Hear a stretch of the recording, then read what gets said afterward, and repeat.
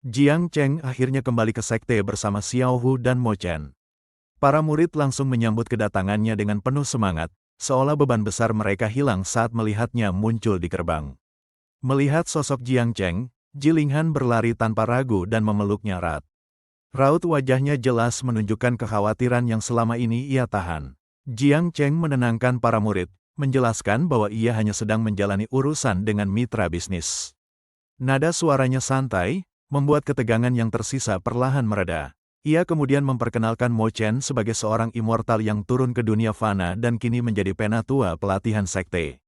Dengan penuh keyakinan, Jiang Cheng mengatakan bahwa mulai sekarang semua orang dapat bertanya pada Mo Chen soal kultivasi jika membutuhkan bimbingan. Para murid langsung memberi salam hormat kepada Mo Chen. Suasana berubah antusias karena mereka tidak menyangka akan dibimbing oleh sosok sehebat itu. Mo Chen terlihat cukup senang menerima sambutan hangat tersebut. Wajahnya memancarkan rasa puas, seolah ia menikmati posisinya sebagai pusat perhatian. Namun di tengah suasana riuh, ia tiba-tiba menangkap sesuatu yang tidak biasa. Seketika fokusnya tertarik pada Jilinghan yang berdiri di dekat Jiang Cheng.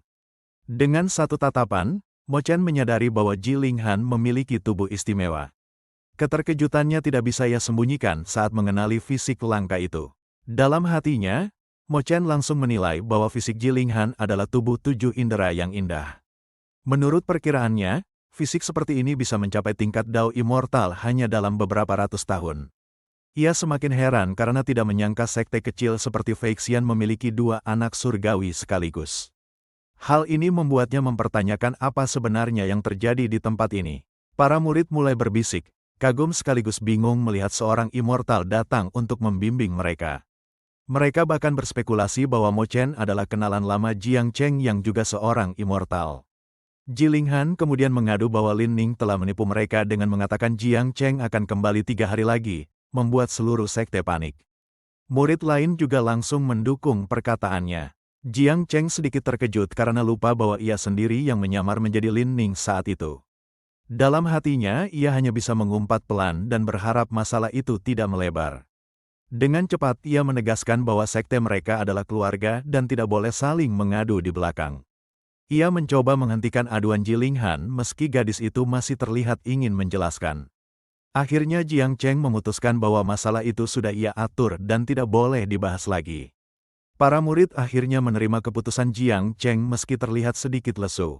Mereka perlahan meredam rasa penasaran dan memilih menuruti arahan kepala sekte. Dalam hatinya, Jiang Cheng merasa lega karena masalah penyamaran tidak terusik lebih jauh.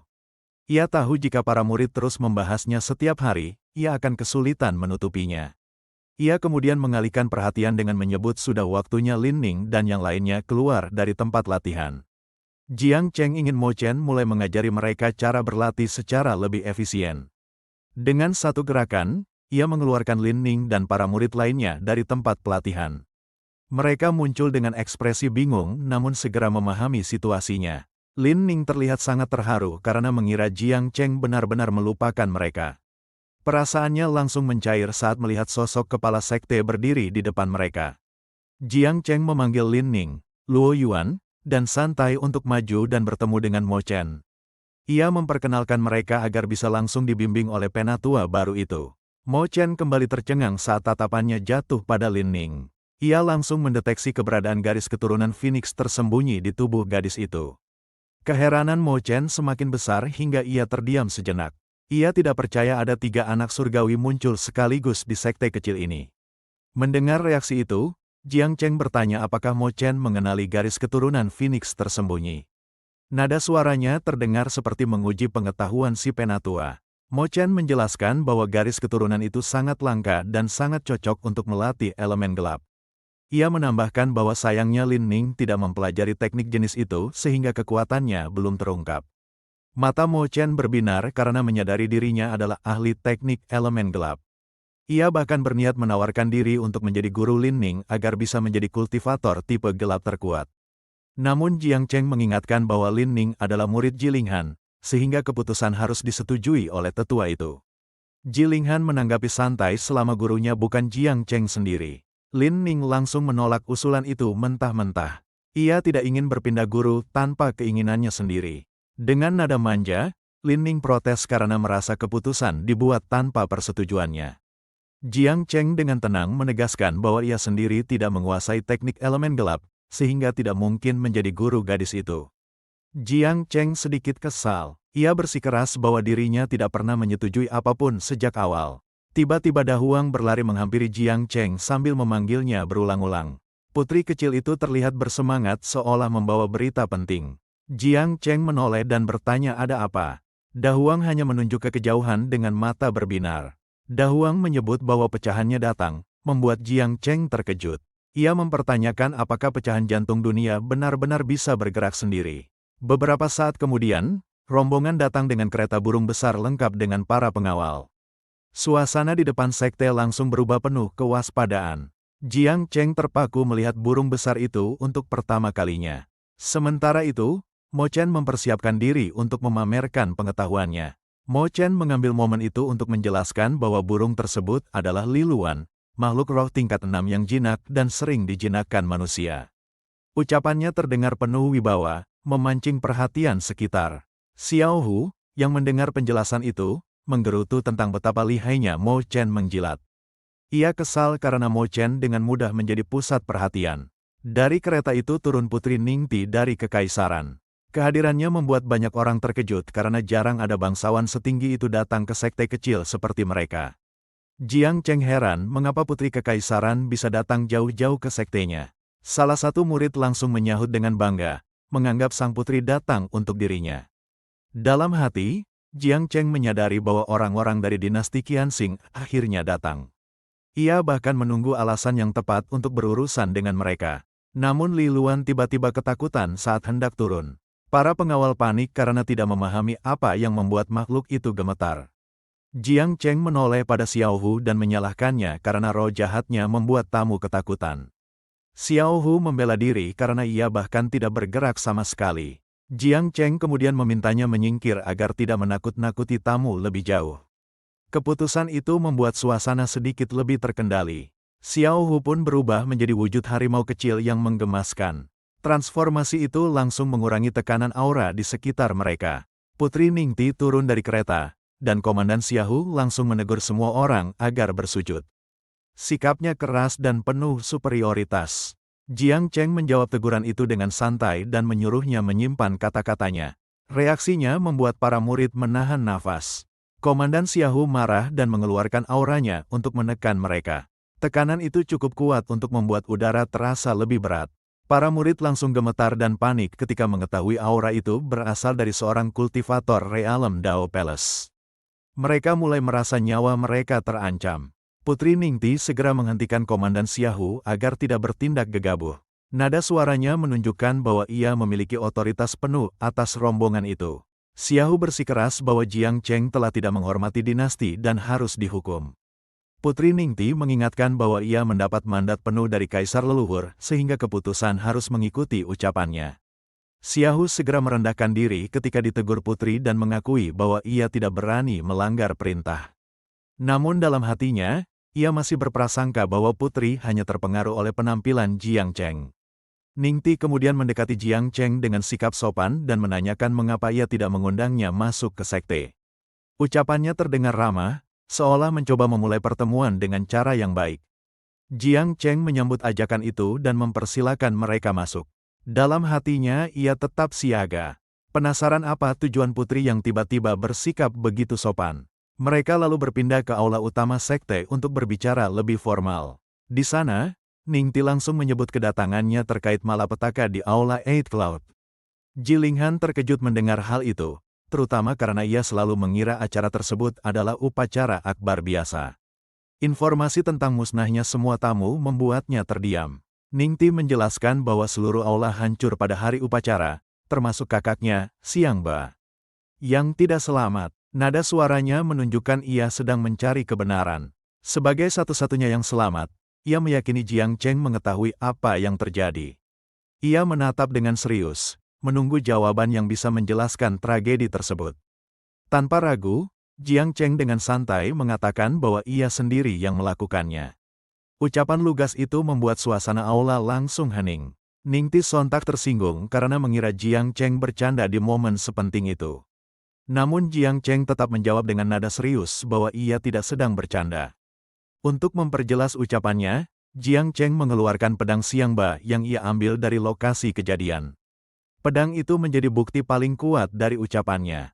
Ningti langsung membelalakkan mata setelah melihat pedang spiritual yang sangat ia kenal. Reaksinya menunjukkan bahwa ia tidak bisa lagi menyangkal kebenaran di depan matanya. Xiaohu yang mendengar itu langsung terpancing emosi dan memerintahkan pasukannya bersiap menyerang. Ia merasa Jiang Cheng telah menyinggung martabat dinasti. Dalam sekejap, komandan dan bawahannya membentuk formasi pertempuran. Langkah mereka serempak, menunjukkan latihan yang sudah sangat matang. Sebuah barier emas kemudian muncul, mengurung Jiang Cheng dan semua orang di dalamnya. Aura formasi itu terasa berat, menunjukkan kekuatannya yang tidak bisa diremehkan. Jiang Cheng memandang barier itu dengan santai dan menyindir apakah mereka bermaksud mendekorasi ruangan. Ia sama sekali tidak terlihat terintimidasi. Mo Chen menjelaskan bahwa formasi itu adalah Jin Gang Huixia. Formasi spiritual bergerak yang mampu melompat peringkat untuk membunuh lawan. Penjelasannya terdengar serius karena ia tahu tingkat ancaman formasi tersebut. Ia menambahkan bahwa para prajurit itu mungkin telah berlatih bersama sejak muda sehingga bisa menggunakan formasi ini dengan sangat kuat. Mo Chen bahkan berniat mengorbankan jiwanya demi menghentikan formasi itu jika diperlukan. Xiao Hu menggerutu melihat pengorbanan itu dan menyebut Mo Chen sebagai anjing penjilat tua. Ia tidak percaya Mo Chen benar-benar berniat melakukan hal itu. Jiang Cheng mengingatkan bahwa mereka masih memiliki seekor harimau kecil yang jauh lebih bisa diandalkan. Namun Mo Chen memperingatkan bahwa mengandalkan makhluk buas tidak selalu aman. Xiao Hu yang merasa diremehkan memakinya balik dalam hati. Ia kesal karena Mo Chen terus meremehkannya sejak pertama tiba di sekte. Merasa dipanggil, Xiao Hu berubah ke wujud aslinya kembali. Ia menanyakan apakah Jiang Cheng ingin membasmi semuanya atau menyisakan sang putri. Jiang Cheng tersenyum puas karena Xiao Hu memahami maksudnya tanpa perlu banyak bicara. Sikap itu membuat suasana sedikit lebih tegang. Xiao Hu menatap Mo Chen dengan sinis, merasa tidak terima jika kedudukannya harus disalib pendatang baru itu. Ia menegaskan dalam hati bahwa posisinya tidak akan pernah direbut. Namun sebelum ada yang sempat bertindak, formasi yang tampak kokoh itu tiba-tiba runtuh begitu saja. Semua orang terkejut karena tak ada tanda-tanda serangan dari luar. Hening sejenak menyelimuti ruangan ketika semua pihak mencoba memahami apa yang baru saja terjadi. Kekuatan besar yang mengurung mereka hilang dalam satu kedipan mata. Ternyata Ningti sendiri yang menghancurkan formasi itu dari dalam.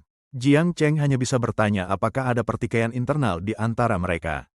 Xiaohu terkejut dan protes kepada putri, tidak mengerti mengapa ia menghentikan formasi itu. Ia merasa tindakan itu tidak masuk akal. Ningti menatapnya tajam dan memperingatkan bahwa ia akan membunuhnya jika berani bertindak tanpa izin. Tegasnya, ia yakin kaisar leluhur tidak akan menyalahkannya atas keputusan itu. Xiaohu hanya bisa menahan frustrasi karena tidak punya wewenang untuk melawan ucapan putri. Sikapnya menunjukkan bahwa ia harus tunduk meski tidak setuju. Xiaohu mencibir Mo Chen karena sebelumnya begitu dramatis ingin mengorbankan jiwa, sementara putri menghancurkan formasi itu dengan mudah. Nada suaranya penuh sindiran. Mo Chen cepat-cepat memberi alasan bahwa putri menghancurkannya dari dalam, membuat kondisi berbeda dengan menghancurkan dari luar. Ia menambahkan bahwa putri itu memiliki garis keturunan Li Long. Jiang Cheng bertanya bagaimana garis keturunan Li Long dibandingkan dengan garis keturunan Chang Long. Mo Chen menjelaskan bahwa Chang Long adalah salah satu garis keturunan terbesar klan naga, sementara Li Long hanya cabang kecil. Mo Chen melirik Ningti dan menilai bahwa garis keturunannya tidak murni. Jika murni, ia pasti juga termasuk anak surga seperti murid-murid Fei Xian lainnya. Perkataan itu membuat Jiang Cheng sedikit jengkel. Ia bertanya apa sebenarnya yang membuat Mo Chen begitu terkejut jika garis keturunan itu tidak terlalu hebat. Dalam hati, Mo Chen mengakui bahwa meski ia meremehkan garis Li Long, ia tetap merasa ada yang tidak beres. Ia bahkan merasa metode rahasia yang digunakan Jiang Cheng untuk menutupi kekuatannya itu mungkin menandakan garis keturunan Chang Long. Ningti menjelaskan bahwa menurutnya Jiang Cheng hanyalah korban dan bukan pelaku utama tragedi itu. Ia berusaha meredakan ketegangan dengan menegaskan bahwa pedang kakaknya mungkin hanya ditemukan setelah kejadian. Ia kemudian meminta maaf karena sebelumnya tidak menjaga bawahannya dengan baik. Nada suaranya menjadi jauh lebih sopan, menunjukkan perubahan sikapnya. Ningti lalu mengatakan bahwa pedang Golden Cheetos itu dianggap berjodoh dengan Jiang Cheng. Dengan penuh hormat, ia menyerahkan pedang itu sebagai tanda itikat baik. Namun dalam hati, Jiang Cheng merasa kesal karena Ningti terdengar bertele-tele. Ia menganggap gadis itu sangat suka memperpanjang pembicaraan. Ningti lalu menanyakan apakah ia boleh beristirahat sementara di sekte. Jiang Cheng setuju, tetapi langsung menyebut bahwa ia harus membayar biaya akomodasi. Para murid terkejut mendengar kepala sekte meminta biaya kepada seorang putri kerajaan. Mereka tidak menyangka Jiang Cheng tetap bersikap begitu lugas. Ningti sedikit kesal tetapi tetap bertanya metode pembayaran apa yang diinginkan. Ia menawarkan batu roh atau pil sebagai gantinya. Jiang Cheng justru menunjuk jepit rambut pelayan Ningti yang berdiri di dekatnya. Pilihan itu membuat suasana berubah hening karena tidak ada yang menyangka permintaan seperti itu. Sistem Jiang Cheng segera menunjukkan bahwa jepit rambut itu adalah pecahan hati dunia. Informasi itu membuatnya langsung memahami nilai sebenarnya dari benda tersebut. Dengan mata wawasannya, Jiang Cheng melihat bahwa pelayan itu memiliki kultivasi sangat tinggi yang disembunyikan. Ia curiga pelayan tersebut memiliki identitas atau misi tersendiri di balik statusnya. Ningti menoleh seolah meminta pendapat pelayannya.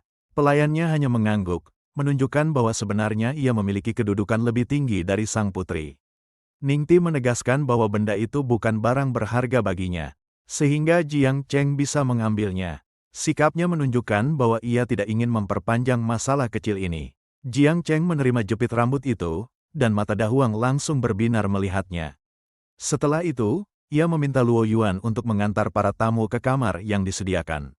Sesampainya di kamar, Ningti justru bersikap sangat hormat kepada pelayannya, Lan Yue. Ia mempersilakan Lan Yue duduk di kursi tanpa ragu. Ningti mengeluh tentang sikap Jiang Cheng yang menurutnya terlalu tidak masuk akal. Ia masih mempertanyakan alasan mengapa ia harus menghentikan Xiaohu saat hampir membunuh kepala sekte.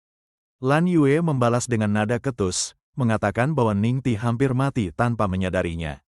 Ia memberitahu bahwa separuh kakinya sudah melangkah ke gerbang kematian. Ningti terkejut karena mengira Jiang Cheng hanyalah kultivator tingkat 4 Destiny Realm. Menurutnya, salah satu penjaga kerajaan seharusnya bisa menghadapinya dengan mudah. Lan Yue lalu mengingatkan tentang keberadaan iblis harimau yang berdiri di sisi Jiang Cheng. Ia menegaskan bahwa kekuatan makhluk itu jauh melampaui rumor di pasar. Ningti mencoba membantah karena ia percaya iblis harimau itu hanya berada di tingkat 9 Destiny Realm. Lan Yue menyebutnya bodoh karena mempercayai rumor murahan. Dalam ketakutan, Ningti bertanya apakah iblis harimau itu memiliki kekuatan di tingkat Dao Palace 9. Keraguannya berubah menjadi kegelisahan nyata. Lan Yue menyinggung tentang tanah suci Ziyuan dan tragedi pemusnahannya oleh seekor iblis besar. Ningti mengingat bahwa 4 Master Rana Entering Saint dari tanah suci itu bahkan tak mampu menahan satu serangan pun. Lan Yue kemudian bertanya apakah Ningti tahu jenis iblis yang menghancurkan tanah suci tersebut. Ningti mengira itu hanyalah iblis harimau biasa seperti Xiaohu. Lan Yue kemudian mengungkapkan bahwa iblis besar yang memusnahkan tanah suci Ziyuan adalah makhluk yang sama yang kini berada di sekte Feixian. Pengungkapan itu membuat Ningti benar-benar terpaku.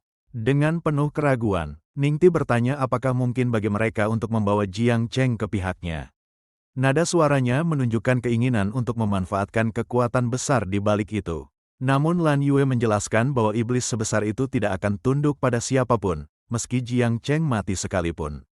Ia percaya Jiang Cheng memiliki kesempatan besar yang tak diketahui siapapun. Lan Yue memberi saran bahwa satu-satunya cara untuk memanfaatkan iblis harimau itu adalah metode yang sangat berisiko. Ia menyiratkan rencana yang belum ia ungkap sepenuhnya. Tiba-tiba Lan Yue merasakan sesuatu yang aneh di sekelilingnya. Ia menyadari bahwa konsentrasi aura di tempat itu meningkat drastis dalam waktu singkat. Orang-orang sekte berkumpul di halaman belakang, menyaksikan Jiang Cheng menyerahkan pecahan hati dunia kepada Dahuang. Suasana mendadak menjadi tegang karena semua menunggu apa yang akan terjadi setelah benda itu dimakan. Tanpa ragu sedikit pun, Dahuang memakan pecahan itu dalam sekali lahap. Mereka menahan nafas, menunggu apa yang terjadi selanjutnya. Tubuh Dahuang langsung memancarkan cahaya kuat, membuat para murid terkejut dan berteriak kagum.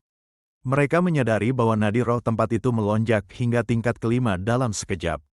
Mo Chen terpaku dengan mata melebar, tidak bisa menerima apa yang baru terjadi di depan matanya. Xiao Hu hanya menghela napas, mengatakan bahwa hal aneh sudah menjadi kebiasaan bagi anak itu. Rasa tidak percaya membuat Mo Chen menatap Jiang Cheng dengan merinding. Ia teringat betapa banyak faksi besar berperang demi tanah harta karun. Namun Jiang Cheng bisa meningkatkan nadi spiritual begitu saja, membuatnya curiga apakah anak ini keturunan surgawi. Ningti dan Lan Yue datang tergesa, terkejut oleh peningkatan aura yang mereka rasakan dari kejauhan. Mereka mencoba memahami apa yang telah terjadi di tempat itu. Para murid buru-buru memberitahu bahwa kepala sekte hanya sedang menaikkan level nadi roh. Ningti dan Lan Yue tersentak, mencoba memproses kenyataan bahwa seseorang mampu menaikkan peringkat nadi roh begitu mudah. Dalam hati mereka, hal seperti itu hampir mustahil. Dengan telepati, Lan Yue memberi isyarat pada Ningti untuk mengikuti rencana yang sudah mereka siapkan. Ningti mengangguk tipis, memahami apa yang harus dilakukan selanjutnya. Ningti mendekat dengan senyum lembut, memuji keramahan Jiang Cheng selama perjalanan mereka. Ia kemudian menyampaikan bahwa hari besar untuk dinasti Qianxing sudah dekat, dan bertanya apakah Jiang Cheng bersedia hadir sebagai tamu kehormatan. Jiang Cheng langsung menyadari maksud Ningti, melihat retakan kecil dalam aktingnya. Ia mengenali taktik ini sebagai trik lama yang biasa dipakai oleh para murid Aula Eight Cloud. Ningti melanjutkan ucapannya dengan nada tersipu, seolah terpikat oleh penampilan Jiang Cheng. Ia mencoba membuat suasana lebih lembut agar undangannya terdengar meyakinkan. Ia bahkan memohon dengan sungguh-sungguh agar Jiang Cheng tidak menolak. Dalam hati Jiang Cheng justru melihat kesempatan bagus yang mungkin menguntungkan dirinya. Ningti tersenyum dalam hati, merasa rencananya berjalan lancar. Ia yakin Jiang Cheng sudah masuk ke dalam umpan yang ia siapkan. Jiang Cheng menerima tawaran itu dengan antusias. Dalam hatinya, ia menganggap undangan ini sebagai peluang untuk mengambil keuntungan besar dari dinasti Qianxing, atau setidaknya membuat sang putri kewalahan. Namun Jilinghan langsung menentangnya dengan keras, memperingatkan bahwa dinasti itu memiliki banyak ahli kuat dari alam Dao Palace. Ia tidak ingin Jiang Cheng pergi karena menurutnya terlalu berbahaya. Melihat reaksinya, Jiang Cheng malah menduga gadis itu sedang cemburu. Ia merasa senang karena mengira Jilinghan takut ia akan jatuh dalam pesona Ningti. Murid-murid lain ikut mendukung Jilinghan, semua tampak khawatir. Tetapi Jiang Cheng merasa mereka hanya cemburu secara halus terhadap situasi itu. Mo Chen akhirnya angkat suara, menawarkan diri untuk ikut dan menjadi penjaga Jiang Cheng selama perjalanan. Ia berusaha menenangkan semua orang yang panik. Jilinghan langsung memanfaatkan kesempatan itu dan meminta Mo Chen untuk menjaga Jiang Cheng dengan ketat. Ia menyelipkan alasan bahwa kepala sekte tidak boleh mengalami kecelakaan, meski kata-katanya terdengar janggal. Mo Chen kemudian menyampaikan pesan rahasia kepada Jiang Cheng melalui telepati. Ia menjanjikan untuk melindungi, tapi tidak akan ikut campur urusan pribadi sang kepala sekte, membuat Jiang Cheng terkejut dan kagum dengan kelicikannya. Merasa situasi mulai memanas, Jiang Cheng menegur murid-muridnya karena membuat keributan di depan para tamu. Ia menegaskan bahwa dinasti Qianxing adalah pihak terhormat dan perjalanannya tidak akan memakan waktu lama. Walau tetap mengangguk patuh, para murid sebenarnya masih ragu karena Ningti terlalu cantik. Mereka tampak tidak sepenuhnya setuju Jiang Cheng pergi bersamanya. Mo Chen langsung bersemangat, menawarkan diri mengambil barang bawaan untuk perjalanan. Ia seperti terlalu ingin ikut campur dalam persiapan itu. Xiao Hu memprotes keras, menyebut Mo Chen sebagai penjilat yang bahkan mengurusi hal kecil seperti itu. Keduanya sempat saling menyindir. Jiang Cheng kemudian menahan Mo Chen, mengingatkan bahwa ia punya tugas penting di sekte. Mo Chen mencoba membela, mengutamakan keselamatan kepala sekte dibanding urusan bimbingan kultivasi. Tiba-tiba Xiao Hu menyela dengan semangat dan menawarkan diri untuk ikut perjalanan itu. Ia tampak terlalu bersemangat sampai Jiang Cheng sedikit curiga. Dalam hati, Jiang Cheng justru merasa senang karena Xiao Hu mulai menjilat dirinya seperti murid lain. Ia berpikir bahwa sedikit rasa krisis memang diperlukan untuk membuat mereka lebih patuh. Ningti ikut menanggapi dan bilang bahwa pengaturan seperti itu bagus, menyarankan agar Xiao Hu menemani perjalanan. Jiang Cheng terperanjat karena tahu betapa berbahayanya membawa harimau iblis itu. Ia menepuk bahu Xiao Hu dan menolak usulan itu, berkata bahwa perjalanan ini lebih baik dilakukannya seorang diri. Xiao Hu pun tak bisa berbuat banyak selain menerima keputusan itu. Akhirnya Jiang Cheng benar-benar pergi sendirian mengikuti Ningti. Keputusan itu membuat yang lain hanya bisa menatap dengan cemas. Ningti dan Lan Yue saling berpandangan bingung, tidak menyangka Jiang Cheng akan pergi tanpa membawa siapapun. Situasi itu membuat mereka heran. Lan Yue kemudian berbisik bahwa Jiang Cheng justru menolak membawa iblis harimau, sementara bahaya di dinasti mereka tidak bisa diremehkan. Ningti mengangguk, menerima tanggung jawab mengawasinya dengan lebih ketat nanti. Setelah menempuh perjalanan, mereka akhirnya tiba di penginapan Qianxing. Bangunan itu tampak seperti tempat mewah yang khusus disediakan untuk tamu penting. Ningti meminta Jiang Cheng beristirahat di sana sementara ia melapor kepada kaisar. Ia ingin memastikan segala persiapan berjalan benar. Ia juga menegaskan pada para prajurit agar tidak ada yang mengganggu Jiang Cheng tanpa izin. Para penjaga langsung menjawab dengan disiplin. Jiang Cheng sempat melihat-lihat ruangan dan kagum dengan kemewahan di dalamnya. Ia merasa tempat itu jelas dibangun untuk kalangan bangsawan kelas atas. Tiba-tiba seseorang memanggilnya dengan nada menghina, membuat Jiang Cheng refleks menoleh. Ia menduga orang itu datang untuk mencari masalah. Pemuda itu menuntut Jiang Cheng keluar dan menjelaskan hubungannya dengan Putri Ningti. Ia tampak penuh amarah dan merasa memiliki hak lebih atas putri itu. Tak lama kemudian pelayan berlari menghampiri Ningti membawa kabar buruk. Pangeran kecil dan beberapa jenderal muda telah mengepung penginapan. Mereka berniat membunuh Jiang Cheng tanpa basa-basi. Mendengar laporan itu, Lan Yue langsung meledak marah. Baginya, sekelompok pemuda istana yang bertindak gegabah hanya akan merusak rencana besar yang sudah mereka susun. Ningti mencoba menahan Lan Yue agar tidak gegabah. Namun Lan Yue menganggap Ningti terlalu lambat dan khawatir Jiang Cheng sudah dalam bahaya besar. Ningti menegaskan bahwa ia lebih paham cara menghadapi laki-laki seperti para pemuda istana itu. Ia yakin mereka tidak cukup kuat untuk membunuh Jiang Cheng begitu cepat. Ia bahkan menilai bahwa jika Jiang Cheng tampak kelelahan dan hampir mati, itu justru saat yang tepat bagi mereka untuk menyelamatkannya. Dengan begitu, Ningti dapat menunjukkan ia adalah penolong yang paling berharga bagi Jiang Cheng. Sementara itu, Jiang Cheng menghadapi pemuda-pemuda yang berteriak padanya. Ia bertanya dengan malas, mempertanyakan siapa mereka yang berani membuat keributan di tempat itu. Salah satu dari mereka, Lu Qing, memaki Jiang Cheng dan meremehkan kemampuannya. Ia menilai tidak pantas jika seseorang seperti Jiang Cheng dianggap cocok dengan Putri Ningti. Jiang Cheng membalas dengan santai, menyebut bahwa justru putrinya sendiri yang mendekatinya. Ia juga mengejek kondisi fisik mereka yang lemah dan manja. Ucapan itu membuat mereka naik pitam hingga menghunus senjata. Mereka menyerang tanpa pikir panjang, yakin bisa menghabisi Jiang Cheng dengan cepat. Pertarungan pun pecah dan suara benturan terdengar ke seluruh penginapan. Suasana berubah kacau karena kemarahan para pemuda yang menyerbu tanpa strategi. Tak lama, seorang pelayan kembali berlari menghampiri Ningti dengan wajah pucat. Ia melaporkan bahwa keadaan menjadi jauh lebih buruk dari yang diperkirakan. Lan Yue mencaci diri sendiri. Yakin bahwa Jiang Cheng sudah dihajar sampai hampir mati. Ningti mencoba menenangkan diri, meski rasa cemas jelas tergambar di wajahnya. Namun pelayan itu mengungkap hal yang jauh lebih mengejutkan. Jiang Cheng sudah membunuh pangeran kecil dan para jenderal muda yang menyerangnya.